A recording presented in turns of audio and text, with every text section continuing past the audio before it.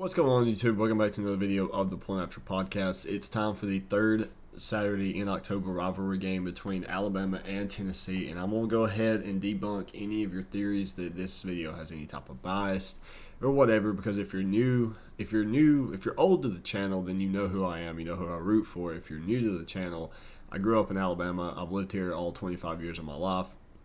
I am an Alabama fan, but if you go and check out any of our other videos, I try to remove bias at all possible. I've actually picked Tennessee to win 3 times this year already. I picked you over Pitt, I picked you over Florida, and I picked you over LSU last weekend. So that's just clearing the air before we even get into this video. But nonetheless, I will say to start off that this Tennessee game scares the hell out of me as an Alabama fan. Now, I've been high on Tennessee all year. I told my dad back in the summer, I was like, hey, if there's a chance that both these teams are undefeated, I want to go to this game. I don't think it's going to work out. I don't think I'll be there. If somebody's got extra tickets, I will gladly get in contact with you. But Alabama 6-0 going into this game, Tennessee at 5-0. They're both undefeated in conference play. It's a top 10 matchup. In my opinion, it's 2 top 5 teams in the country right now. Yards per game, they're even 44 and 46. Points per game, yards per game, they're even 504 and 547. Passing yards per game, Tennessee outthrows Alabama by 100, but rushing game, Alabama outrushes Tennessee by 50. Now, some of those numbers could be a little skewed with Bryce Young not playing last weekend against Texas A&M, but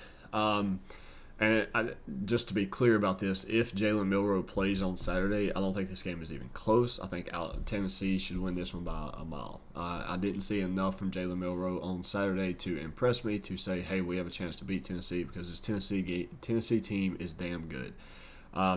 Third down conversions, pretty even offensively. Alabama's converting on 46%. Tennessee is converting on 45%. Third down defense, Alabama ranks second in the country with a stop 78% of the time.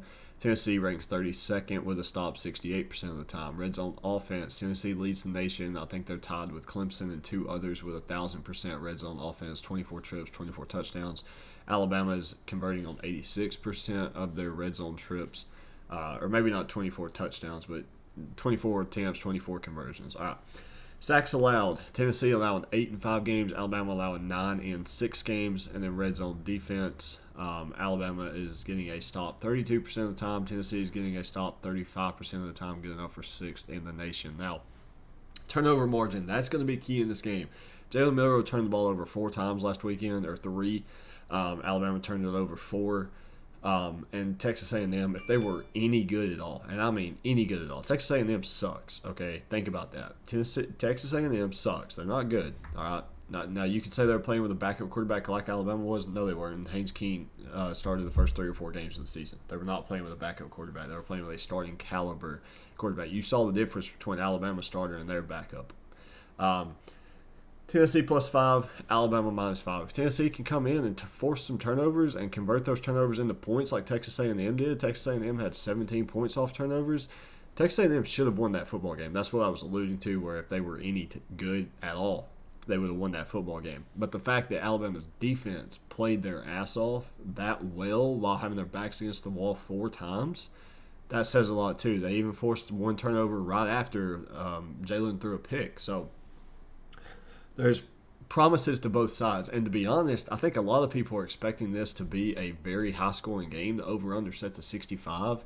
Part of me says this could be a defensive, stalemate. Like, these are 2 really good defenses. Alabama struggled on the road. They have. Now, they played lights out in the first half against Arkansas, but before that, they had like 3 or 4 wins out of their last 5 were by single digits, I think less than 5. Neyland is bonkers. Neyland's going to be rocking. This is Tennessee's Super Bowl, because realistically, if you're Tennessee, you win this game, you're top 3. You may replace Alabama at number 3, and then guess what? You play number 2 and number 1 Georgia in just a few weeks. So, I mean, Tennessee hasn't won damn near since I've been alive. It's been like 16-something years. I don't even know the last time Tennessee beat Alabama. But I can tell you that from the outside looking in, like, a lot of people that didn't grow up around this rivalry really don't understand it. I understand it, okay? And when I tell you Tennessee scares me this weekend, Tennessee scares me this weekend. The line has already moved from 14.5 to 7.5. That tells you everything you need to know. Everybody's riding Tennessee. Everybody's hot on Tennessee, especially after Alabama's performance against Texas and Texas A&M. Now, another just caveat to throw out there: Texas is a top 10 football team with Quinn Ewers at the quarterback position. Alabama would have one loss right now if Quinn Ewers did not get hurt. So if you're saying, "Oh, Alabama escaped with a 1 point win," well, the problem is if Quinn didn't get hurt, Alabama don't win that football game, and if Max Johnson's playing for Texas A&M, Alabama may not win on Saturday. This game could be completely different, but the way that things have gone, Alabama's sitting here at 6-0, Tennessee's at 5-0, and what scares me about this game, not from an Alabama fan, from a Tennessee standpoint, is everybody's on you. You've heard the term "fade the public." You look at that Monday Night Football game where everybody and their brother was on the Broncos to win, and then Seattle beat them. It's the same situation. A lot of people were on the Rams last weekend, but sharp money was on the 49ers. 49ers won. It could very well be that situation where the public is all over Tennessee, so for some godforsaken reason, Alabama's going to blow them out of the water. It doesn't make sense to me. If you're a sports gambler, it makes sense to you. I do like Tennessee's chances in this football game, though. I like Tennessee's chances in a one-score game, plus 7.5. If I were you, if you're a Tennessee fan, if you're into sports betting is legal in Tennessee. So I'm sure some of you are. I would wait. I would wait till later this week. God, if Bryce Young gets announced that he's playing, that line may move up to about 10. And even if he does play, I still like you to cover. Should Alabama win this football game? Absolutely. And another thing, going back to what I was talking about with fading the public, like, everybody was all over Georgia in the SEC championship game, and then Alabama comes out and played the best game they had played all year.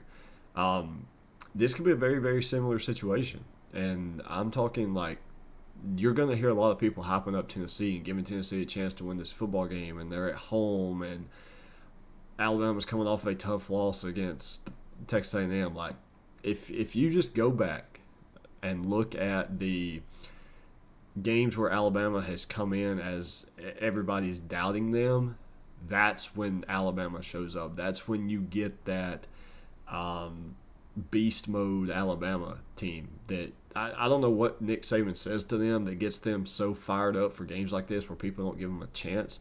But this is when you're going to get Alabama's best. Look at Arkansas. I mean, they were up like 28-0 in that game before Bryce got hurt. So I like Tennessee to cover, Tennessee plus 7.5. I think Alabama should win if Bryce wins, or Bryce plays, but I would not be surprised if Tennessee keeps it close, or hell, if Tennessee pulls out a victory. I haven't been impressed with Alabama. Alabama's defense impressed me last week against Arkansas. Alabama's offense last week against Texas A&M. Alabama's offense impressed me in the first half against Arkansas. So if you could put those two together, Alabama's in this football game. Tennessee's impressed me all year. You impressed me at home against Florida. You let it get ugly at the fourth quarter, but I'll let that slide. You impressed me on the road in Baton Rouge, and you impressed me on the road in Pitt. If you play to that caliber, if you're forcing turnovers, if you're converting on third down, if you're converting on red zone trips, Tennessee can win this football game. Don't allow many sacks. I think Alabama's D-line had like 15 QB hurries against Haynes the other day. And again, just force turnovers. You have two 300-yard rushers who have combined for like 11 touchdowns on 120 carries. Jahmyr Gibbs has rushed for 532. The quarterbacks are even. Bryson Hendon, 24-3 interception touchdown ratio combined. It's going to be one hell of a game. And again, I think a lot of people are thinking offense. I think this is going to be a 41 to I'll say 31-27, whoever wins. That's my prediction. So thank you guys for tuning into the video. I hope you guys enjoy. We're on the road to 250 subscribers, so if you can hit that subscribe button, it would mean a lot to me. We gained 16 last week. I'm trying to beat that this week. So and I'll be covering these teams all year long. Don't worry, they're not going anywhere. So thank you guys for tuning in, and I'll see you guys Monday.